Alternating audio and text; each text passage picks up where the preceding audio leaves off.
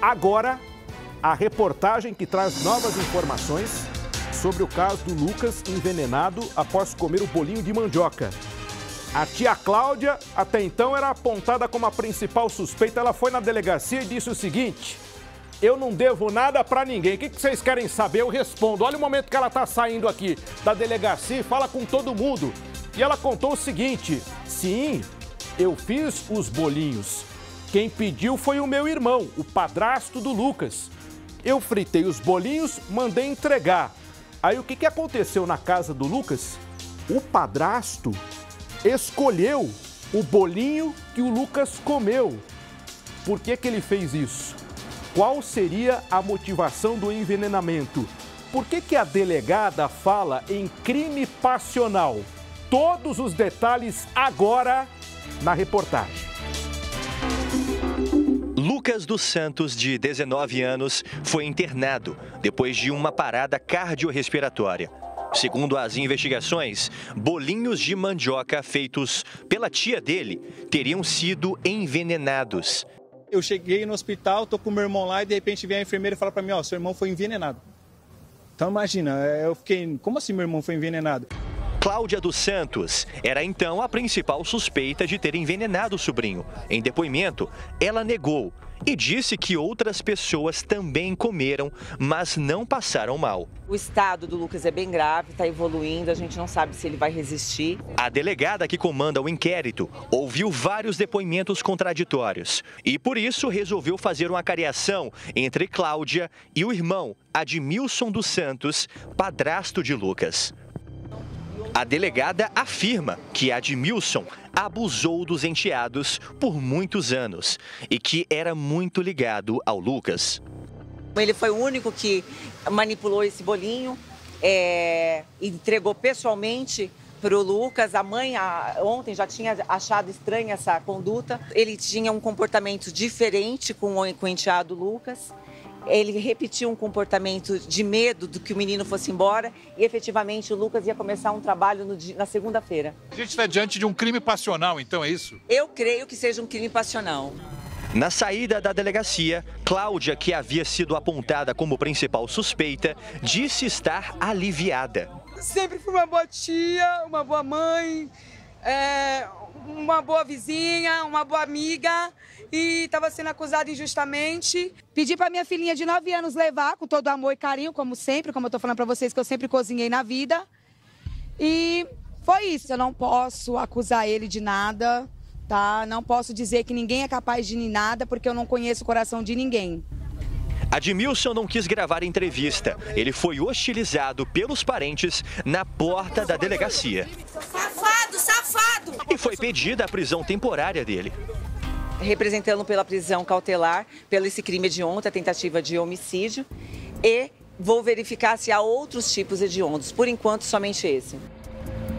Depois de prestar um novo depoimento, Admilson teve a prisão negada pela Justiça por falta de provas suficientes e saiu pela porta da frente da delegacia. Lucas continua internado na UTI e, segundo os familiares, apresentou uma leve melhora. Agora, com o novo suspeito, aumenta o sentimento de justiça. Se for ele tem que pagar. Tem que pagar, tem que ficar todos os anos que tiver que ficar lá, porque dá um alívio de justiça feita.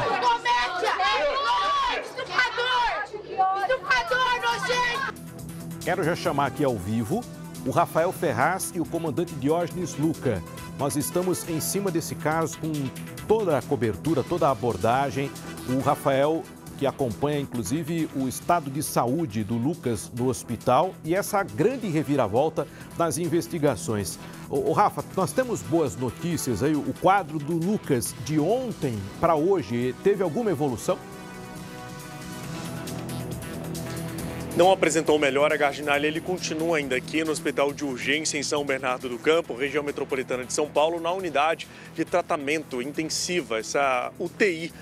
portanto, ele ainda continua por aqui aguardando uma melhora no quadro clínico dele. Lembrando que ele é a principal testemunha de tudo isso, né? Ele vai poder atestar o que ele comeu ali no momento, o que teria acontecido meses, anos antes deste bolinho, deste caso, né? Tendo em vista que agora a principal suspeita é de que o padrasto abusava dele e nesse momento, com medo de perder o jovem de 19 anos de idade, ele teria colocado então esse veneno no bolinho de mandioca. Lembrando que são várias suposições colocadas sobre a mesa da delegada e que para a justiça são provas insuficientes para que ele seja preso neste momento. Ele, inclusive, Gardinali, saiu da delegacia acompanhado ali de policiais civis e levado para casa. Ainda vai aguardar essa investigação em liberdade. Por que a gente fala isso também, Gardinali? Porque até ontem a tia era a principal suspeita. A gente, com total responsabilidade, não exibiu foto dessa tia para também não colocar a vida dela ali em risco, tendo em vista o nosso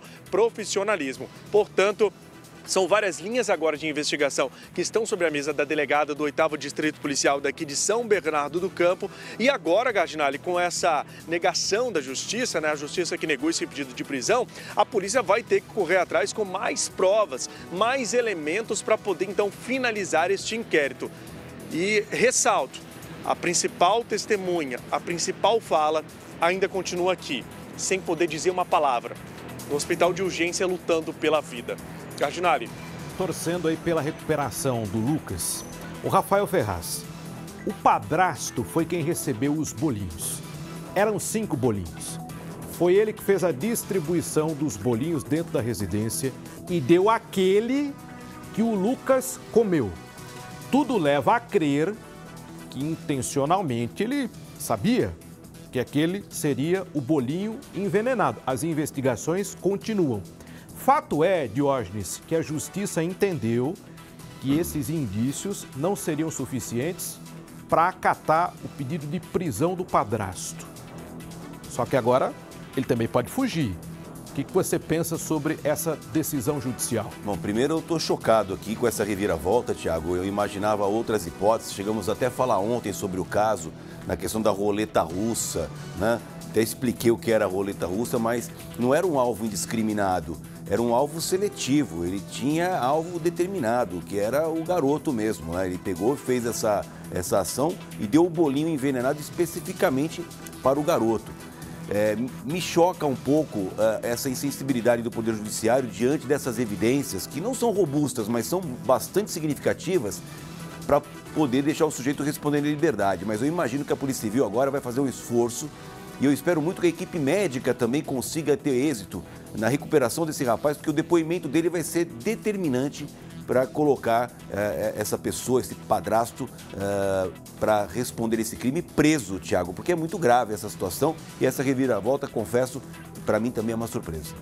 As investigações continuam.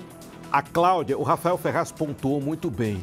Ontem, aliás, parabéns, Rafael, você que estava ao vivo fazendo a apuração em tempo real, teve essa sensibilidade de preservar a tia Cláudia, porque até então ela era uma suspeita porque sabia-se que ela tinha preparado os bolinhos. Mas olha o que aconteceu aí no meio do caminho e as novas informações. E agora ela própria se manifesta e diz o seguinte: eu não tenho nada a esconder. Preparei sim os bolinhos a pedido do meu irmão e mandei a minha filha de 9 anos entregar os bolinhos na casa deles. Ela se explicou e agora o principal suspeito passou a ser o padrasto. A justiça negou a prisão. Vamos acompanhar os desdobramentos da investigação durante todo o dia de hoje e principalmente, como disse o Rafael Ferraz, esse laudo pericial que vai indicar a real causa dessa intoxicação, desse envenenamento. Se foi mesmo no bolinho de mandioca ou algum outro alimento que ele tem ingerido dentro de casa ou até mesmo um medicamento. Chama atenção, inclusive, Diógenes, o padrasto, ele chegou a chorar, né, se emocionar, então, de certa forma, ele foi dissimulado. Agora veio à tona essa explicação aí dos abusos sexuais que o Lucas teria sofrido e desse amor platônico aí, dessa paixão que ele teria pelo sobrinho e com a comunicação de que o sobrinho, que o enteado, perdão, que o Lucas sairia de casa, ele teria tomado essa atitude. Tiago, tem uma coisa a mais, além de, pode ser uma questão uma questão passional, de ter medo de acabar essa relação, vamos dizer que em tese esteja aí acontecendo, mas também um outro medo que eu quero trazer à tona aqui é o medo do garoto, amanhã depois, revelar esses abusos, e aí ele está enrascado, né? Então talvez essa ação tenha sido causada por esses dois motivos. Agora vamos torcer pela recuperação do Lucas, que o depoimento dele vai ser decisivo, sabe, Tiago, para poder trazer mais luz a essa investigação.